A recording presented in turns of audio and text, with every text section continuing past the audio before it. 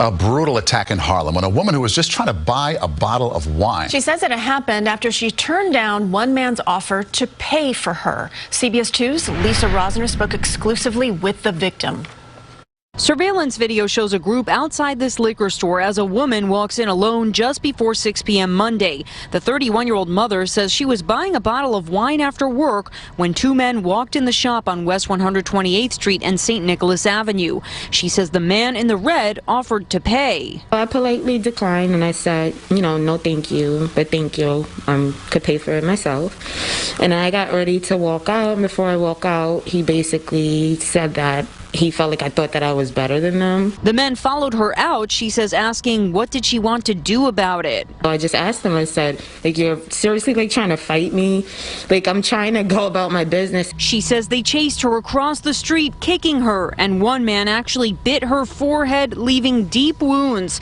She says he tried to bite her eye out. Others kicked her. To bite me and do that, maul me the way that he did, with me screaming and saying that I'm just trying to get my daughter, that's an animal. That's not a person. Witnesses tell me multiple people called 911. The woman was taken to NYC Health and Hospitals Harlem in stable condition. During the attack, she says her iPhone fell on the ground, and when she went to grab it, he pried the phone out my hand and he said, give me your phone.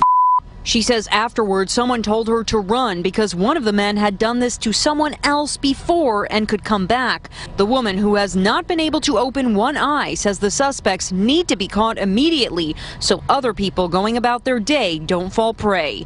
In Harlem, Lisa Rosner, CBS 2 News. And police say they are looking for the men involved. Hey you guys, welcome back to my channel. It's your boy Tyson. I hope y'all are doing well. So you guys just saw that video / heard if you're listening on Anchor. Shout out to my Anchor family. And we're going to get into this disturbing story today. I've kind of wanted to give it a few days to see if any other details unfold, such as, the rally in support of the woman and trying to find the men who did this heinous, demonistic, devilish shit. There's not even a word I could think of for you to bite somebody out of rejection.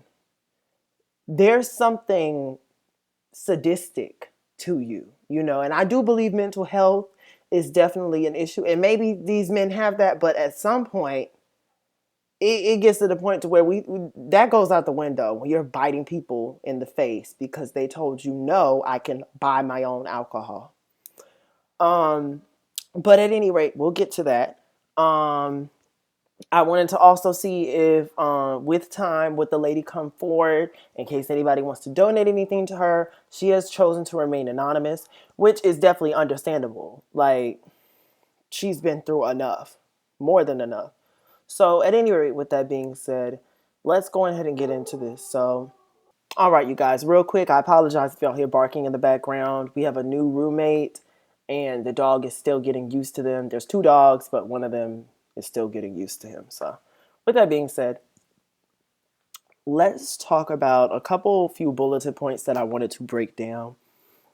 So first of all, by now I'm sure you've heard the story, but you got that clip just in case you hadn't. So this is black male accountability.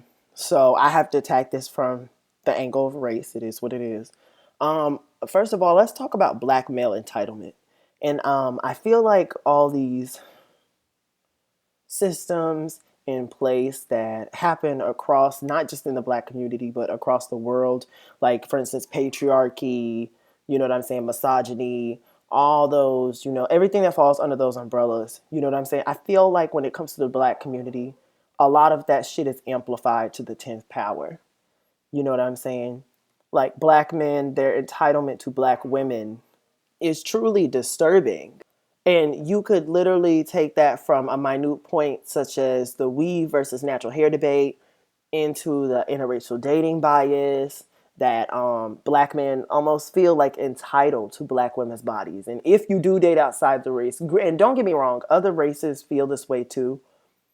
But I guarantee you, if it comes down to it, if let's say there's a neighborhood full of white men and there's one white woman who's with a black man, if they hear noises in that house at 8 p.m. and it sounds like she's getting beat on, they are coming in there and they're going to shoot that nigga. There's no questions asked. There is no, oh, you stepped outside of your race, da-da-da. They're going to put those personal feelings aside because they see themselves as a collective. Black men don't have that. Y'all are over here in this manosphere having a ball with the Chad Wheeler situation, as if that couldn't easily be your daughter, your sister, or your niece. And for me personally, the black male entitlement comes in and the responses that I'm seeing to the video becoming viral. You know what I'm saying? Regardless of how she responded, if it was polite or not, that did not warrant her getting her ass beat and getting her face bitten. So I don't care if she said, no, bitch, I don't want your bottle. He should have took that L and went on about his day. You don't assess a stranger, and then when you don't get the certain response other than that you want, you go on a tangent like a fucking demonic child. That's not how that works. That's the same risk you take if you're asking somebody out on a date. They may say yes, they may say no. At the end of the day, it is what the fuck it is. The answer is the answer. She said she didn't want the fucking bottle, so she didn't want the fucking bottle. So at that point, regardless of how she responded to him, I don't care if she said, bitch, fuck you, fuck your bottle, fuck your whole squad, fuck your clique. I don't care what she said. Dude should have charged into the game and went on about his fucking day. That's all, and that's it. Next point. Please stop with this, oh, that's that new nigga shit. That's that new nigga shit. That's some new type of shit. Y'all niggas on some different shit. Please stop. Because a lot of y'all OGs was trash as fuck and toxic as hell. Y'all love to bring up how we don't get married anymore. You know, millennials aren't getting married. And while I do understand that that is to an extent true, if you look up studies and shit, certain things that used to fly back then, we're not doing that now. With that being said, though, and I always will say women, especially black women, need to prioritize marriage. Definitely. Hypergamous marriage. I will say that. But with that being said, y'all grandparents have married for 30 plus years. Yes, that is true. But guess what? She also got cheated on. She might have even got beated on. You know, back then it was more acceptable to do shit like that. You know what I'm saying? Now there's this thing called shame. You know what I'm saying? But nonetheless, I'm sure your grandmother has plenty of stories that she shuts up and smiles about because it's for the family. Your mom may even have stories like that. People closer to you in lineage than your grandmother. So please stop that shit. Another thing is, if y'all niggas was so goddamn effective, why are we still dealing with racism, colorism, and all this white supremacist bullshit? Like, please stop it. Drop that shit. I'm so sick of hearing that shit. It's giving very much, not all black men. That's what the fuck it's giving. So, at any rate, now that I've had my little tangent, let me go fix me a little glass of wine. And while I do that, y'all listen to this second video, which is in response to the people rallying in support of the woman. The search continues tonight for the men who attacked a woman after she told one of them she didn't want him to buy her a bottle of wine. Tonight, she's getting a show of support from her community, calling for justice. CBS 2's Corey James reports from Harlem. A large crowd of people stretched across 128th Street in Harlem Saturday night, many of them standing directly in front of this liquor store where a 31-year-old mother was brutally beaten Monday. The demonstration was the end of a rally that began 3 blocks away as women, men and children stood on the corner speaking out against violence targeting the neighborhood. If we don't do it, who is? It's our responsibility. It's our duty to protect our women and children in our community. It could have been me, my daughters, my mother, any female. The community as a whole, we all need to stick together. Earlier this week, CBS 2's Lisa Rosner spoke with the woman assaulted. She says the man wearing a red parka in this surveillance video offered to pay for her wine, but she politely declined. After checking out and walking out the store, the woman says a group of men chased her across the street, then kicking her, one of them even biting her on the forehead. No matter how much I asked, you know, I'm trying to get to my daughter, please leave me alone. I said I'll call the cops. He didn't care about that. He had one thing on his mind, and that was to attack me. That's what he wanted to do. The victim's family members showed up to the rally in support of their cousin, who they say is still traumatized. People can't think that they could do what they want to do. No means no. Senseless, no reason. She didn't even know them. We need them caught. That's our main objective. And police are hoping this footage will help make that happen so that the woman who was attacked can have justice and her sense of security restored. I definitely want to see him locked up and put underneath the jail for what he did to me, because I didn't deserve this. And the woman assaulted says one of the men also took off with her phone after snatching it out of her hand. Police say they have no new leads in this investigation and are asking anyone with information to contact them. In Harlem, Corey James, CBS 2 News. All right, so you guys just saw that clip. Now, I want to not discredit the efforts that this crowd is going through. However, while this is a nice effort, I am just have to call it out. Where the hell are the precautionary actions? Where were the preventers to stop this from happening? And, you know, I understand New York culture. They tend to be a don't start none, won't be none type of crowd. You know what I'm saying? If it's not my business, it doesn't apply to me. And while I understand to an extent, living like that can help you in certain situations, like, okay, when there's work gossip going on, you know what I'm saying? We all participate in gossip to an extent, but getting yourself heavily involved in work gossip in your place of business, that's not smart because it can jeopardize your job. However, in this certain situation, and I will give props to the person who, I guess they screamed it from a building or whatever, they told her to run because this isn't the dude's first time doing this. Come to find out, it's not his first time doing this to a woman. So with that being said, I understand that area of the situation, but at what point is that not enough? You know what I'm saying? We're over here saying Black Lives Matter, and we're, you know what I'm saying, chanting to be heard and saying that our lives matter. At what point do we, you know, not to sound like white people who scream black on black crime, but I mean, at what point do we actually believe that ourselves? You know, I can 100% say I wouldn't have, like, you know, walked up to them and just started joining in with her. But I mean, hey, if they had caught me while I was in my truck and I saw that shit, I would have tried to hit at least 4 or 5 of them motherfuckers. Well, it was 5 of them. I would at least try to get a good 3 of them ran over with my truck. Like, I mean, something, you know what I'm saying? Instead of just being a bystander. And I understand that kind of drifts more into a New York question versus a Black people mindset question. But nonetheless, I think, you know, my stance still stands. When do our lives matter, really and truly? For this man to do this to this Black woman, you know, Black women are always screaming, that could have been my son, that could have been my brother. And I don't understand how you Black men or Black boys, because you are not men, but I don't understand how y'all don't see that for your sisters or for your nieces, for your aunts, your grandmothers. You don't see these women in that same regard that they see you. And this is why I tell Black women to, and even Black men, you know what I'm saying, who are on the train with me, who are trying to do the right thing and who are trying to differentiate and speak out and not just scream, not all Black men, and actually hold our brethren accountable to, you know what I'm saying, the shit that they do. You have to vet people individually. You know what I'm saying?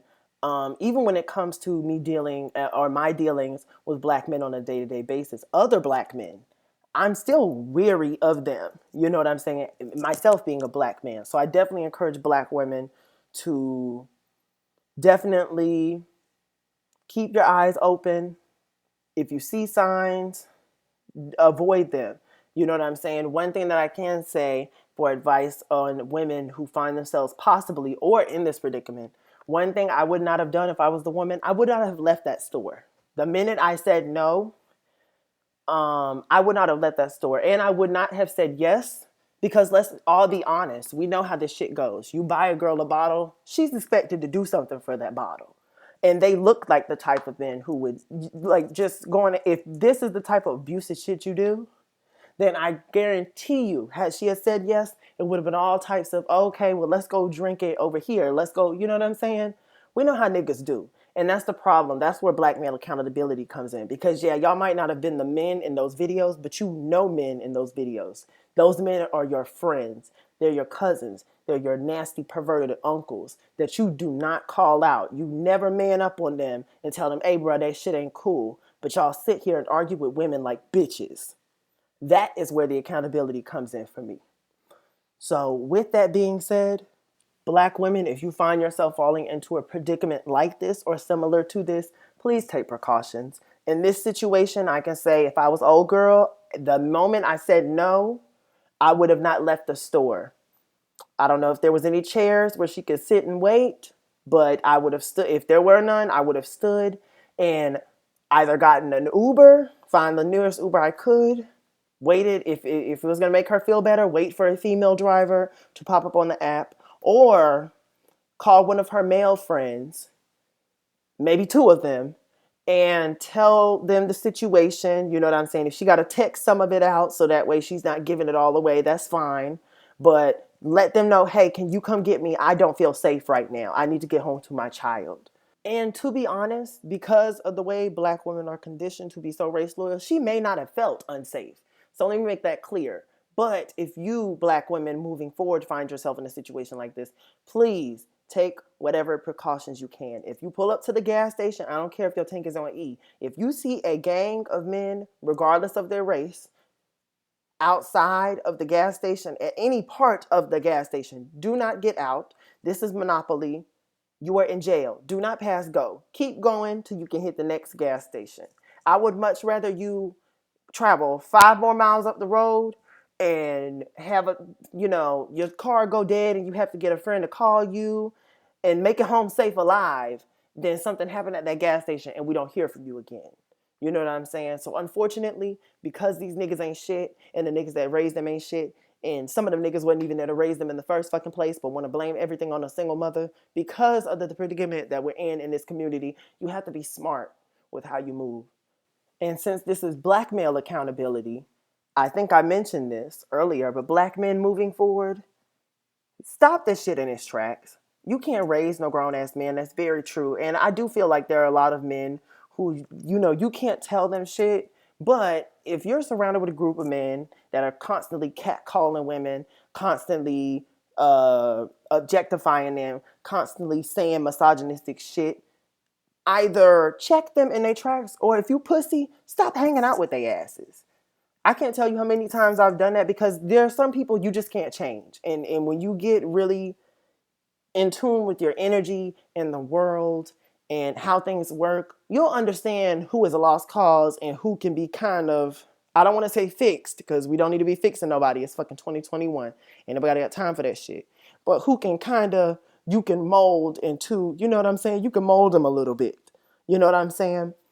So if you know you got some ain't shit ass friends, move on and find some better fucking friends. If you don't have the balls to check them. Because I think a lot of you men, you're much more comfortable arguing with women like little bitches instead of checking your male friends when they do shit that you know if your mama was there and seen that shit out of the corner of her eye, she would be whooping both y'all asses. So, with that being said, y'all let me know what y'all think down below with this situation. Let me know some remedies. If y'all know some, I think there's this black-owned protective equipment site. I can't remember the name of it, but if y'all know anything like that can help black women, like the little mini knives and the tasers and shit, please tag that shit down below. And I will catch y'all on the next video. Peace.